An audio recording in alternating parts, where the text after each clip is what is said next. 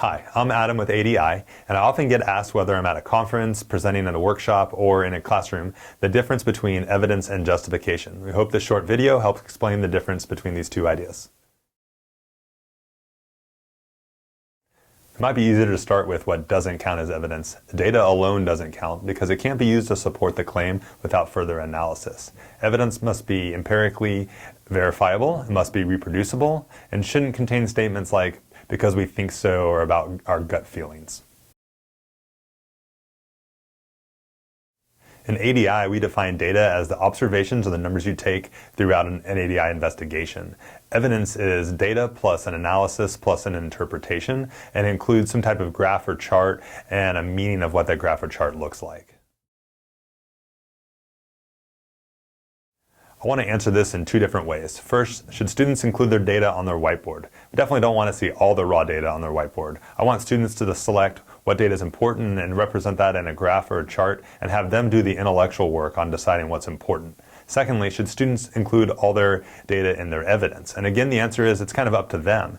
They can exclude a data point if they find a reason for it to be an outlier. If they can explain why this data point is an outlier, they are allowed to exclude it just like real scientists can.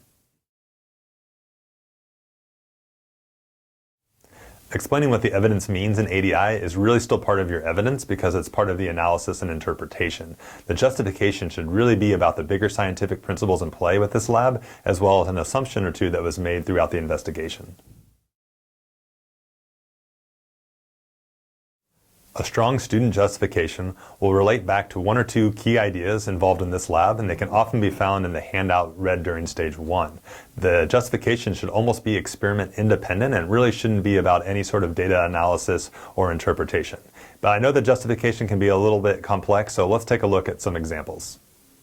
Looking at this popular justification for beginners of ADI, we see that this is just an assertion. There's no reason for why the evidence matters, no link to the bigger scientific principles, and no assumptions listed as well. It's simply just a statement. And if we look at the evidence side, there has been some analysis, because in order to calculate density, you have to know the mass and volume, and so there's been some analysis, but there's no interpretation. Looking at this example, we see that the justification is an interpretation only. Again, no reason for why the evidence matters. It's simply just a conclusion. If we look at the evidence column, there is signs of an analysis which includes some comparisons, but no interpretation.